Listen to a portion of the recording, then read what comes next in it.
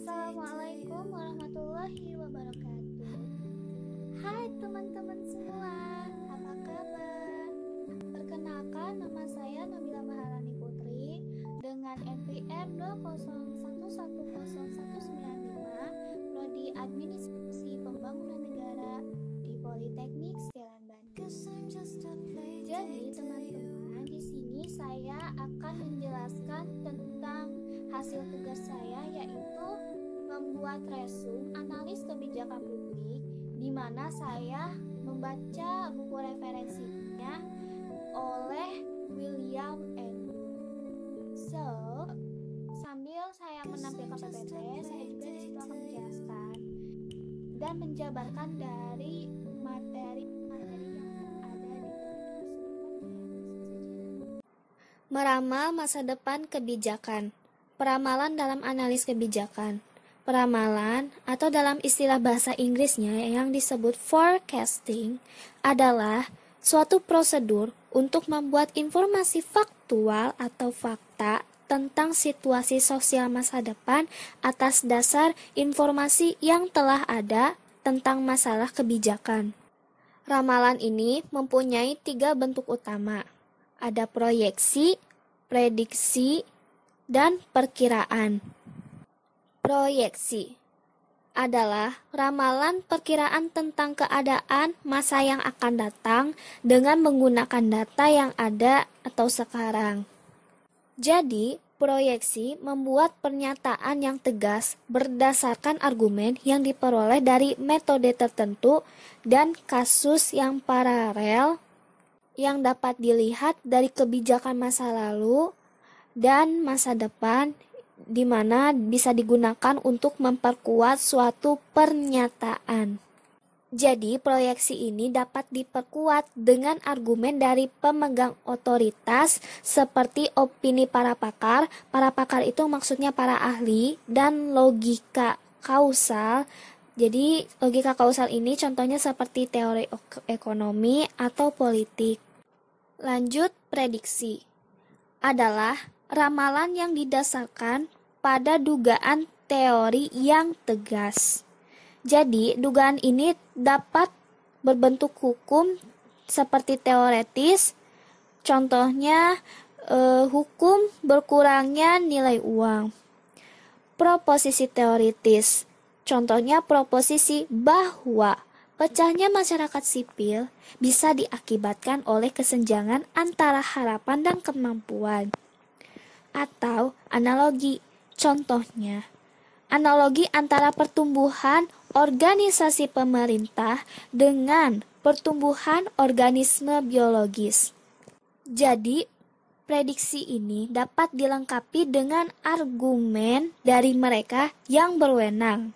Misalnya, penilaian yang informatif atau bersifat menerangkan, dan metode, contohnya model ekonometrik. Nah, model ekonometrik ini, jadi ekonometrik itu adalah gabungan antara ilmu statistik dan ekonomi.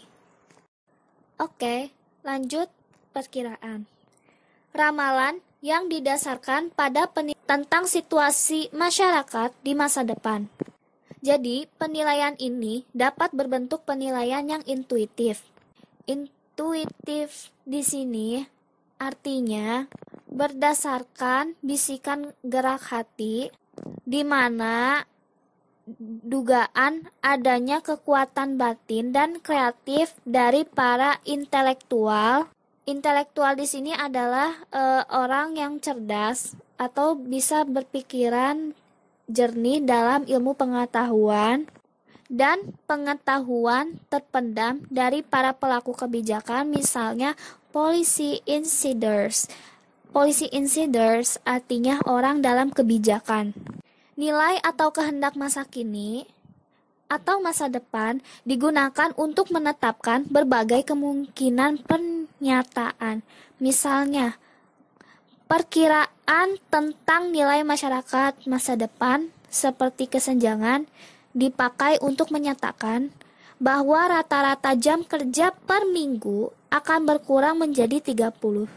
jam saja pada 20 tahun yang akan mendatang. Jadi perkiraan ini dapat diperkuat dengan argumen dari pakar. Pakar itu adalah orang ahli, metode, dan kausalitas. Kausalitas ini artinya sebab akibat. Tujuan peramalan yaitu menyediakan informasi tentang perubahan kebijakan untuk merencanakan dan menetapkan kebijakan di masa depan yang dapat dilihat dari masa lalu dan masa kini agar berusaha baik dalam memahami maupun mengendalikan lingkungan, masyarakat, dan material. Materialnya itu bahan mentah. Jadi menurut pendapat Ikle ini adalah prediksi yang menuntun tidaklah lengkap kecuali jika dia mengevaluasi bahwa aspek-aspek dari alternatif masa depan itu memang diharapkan. Jika kita berasumsi bahwa kehendak harus ditentukan oleh masa depan kita daripada oleh preferensi kita masa kini, maka kita harus memprediksi nilai-nilai kita sebelum kita dapat memprediksi masa depan kita secara bermakna. Lanjut, keterbatasan peramalan. Yang pertama, akurasi ramalan. Ramalan yang relatif sederhana yang didasarkan pada perluasan data di luar data yang tersedia atas kecenderungan sebuah variabel maupun ramalan yang berhubungan berdasarkan model-model yang memasukkan ratusan variabel yang masih terbatas. Kedua, kelebihan komparatif. Ketepatan prediksi yang didasarkan pada model teori yang berhubungan atas ekonomi dan sistem sumber daya energi tidaklah lebih tinggi dibanding ketepatan proyeksi dan konjektur atau sebuah pernyataan yang terbukti namun dianggap benar yang dibuat atas dasar model ekstrapolasi sederhana dan penilaian informatif oleh ahli. Ekstrapolasi di sini itu maksudnya perluasan data di luar data yang tersedia tetapi tetap mengikuti pola kecenderungan data yang tersedia. Lanjut, yang ketiga yaitu konteks. Dugaan yang dipegang oleh model dan akibat dari dugaan itu sensitif terhadap 3 jenis konteks. Yang pertama, institusional atau bersifat kelembagaan.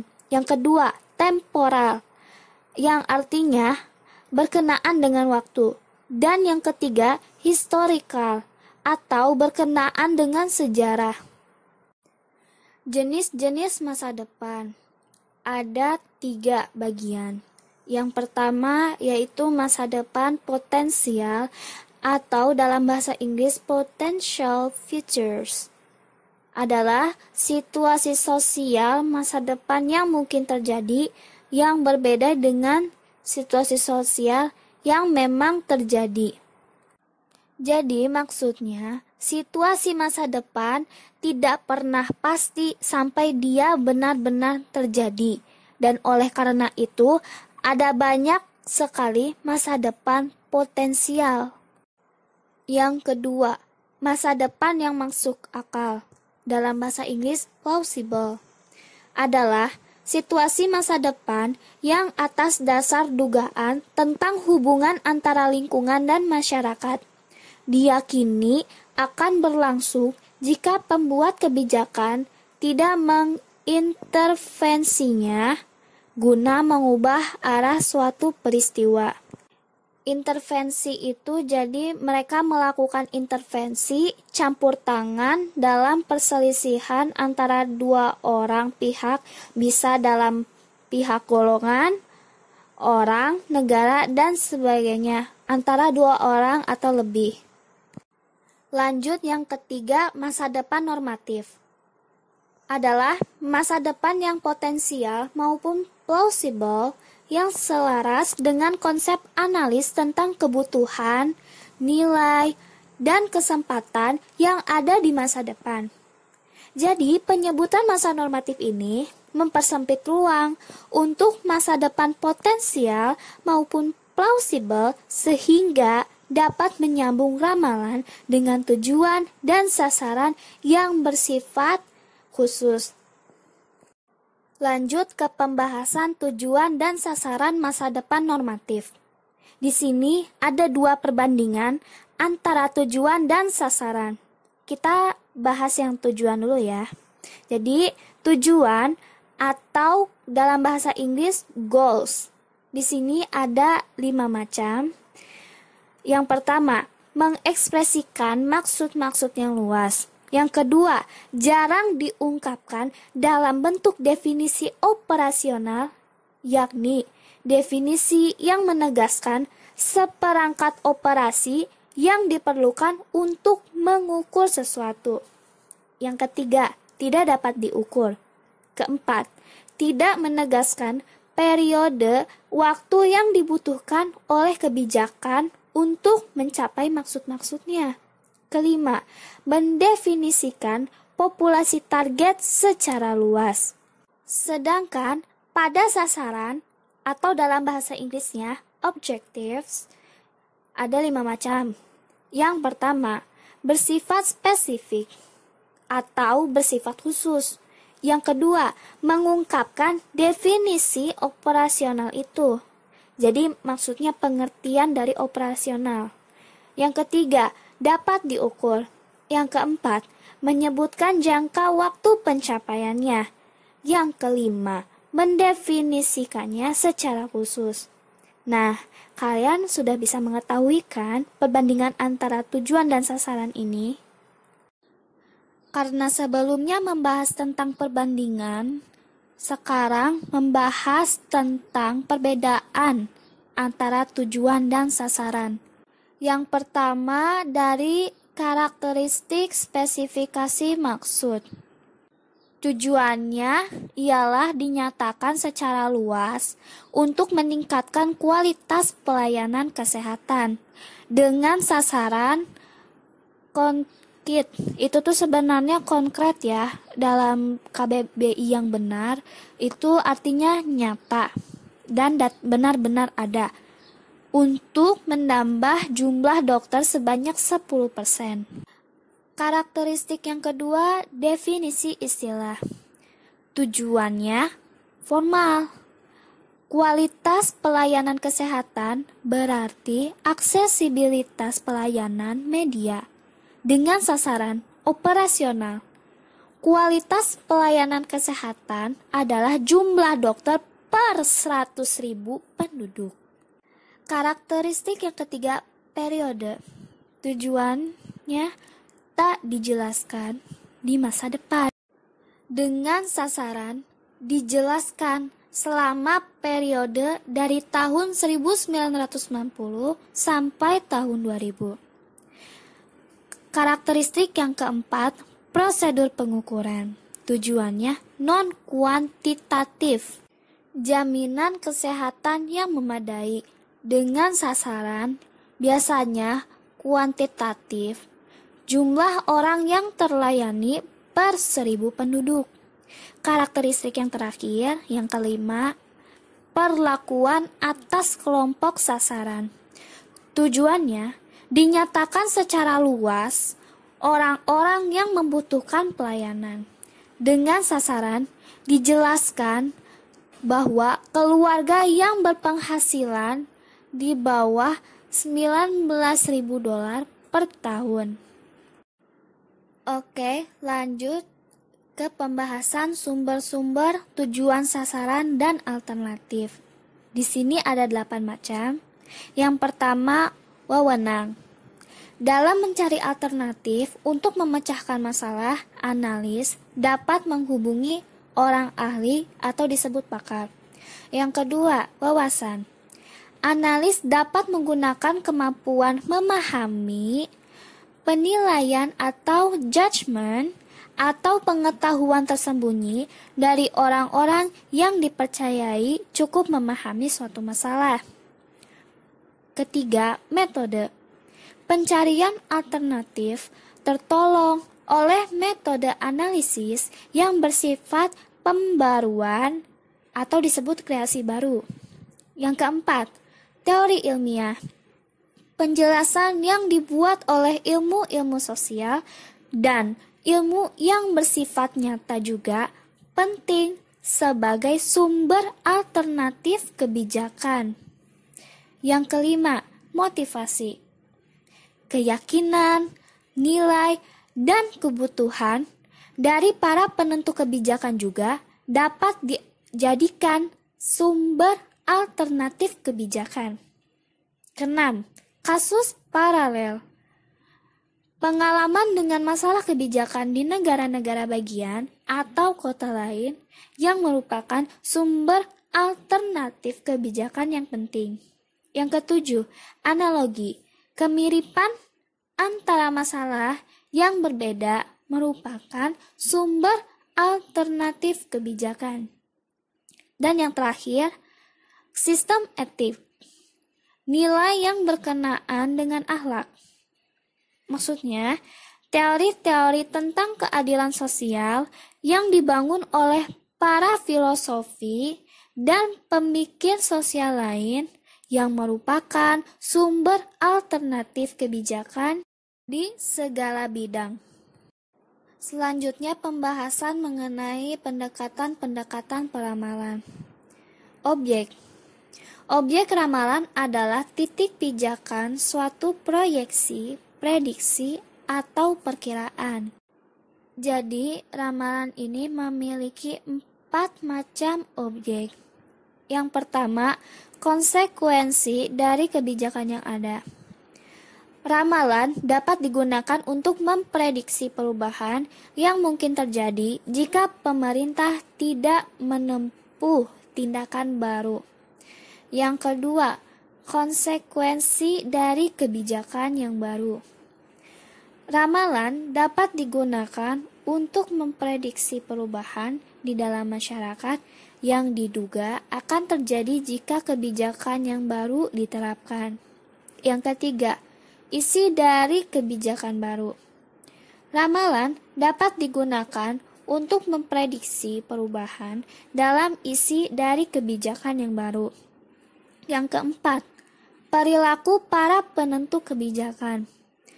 Ramalan dapat digunakan untuk memprediksi dukungan atau politik yang mungkin muncul atas rancangan kebijakan baru. Lanjut ke pembahasan basis.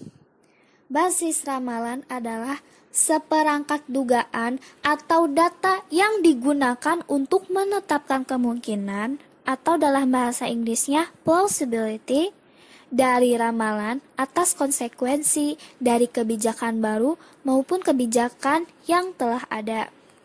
Ada 3 macam basis ramalan utama. Yang pertama, ekstrapolasi kecenderungan. Adalah pemanjangan kecenderungan masa lalu ke masa depan. Jadi hal ini itu didasarkan pada logika induktif yang artinya proses berpikir yang berangkat dari pengamatan khusus ke kesimpulan atau pernyataan umum.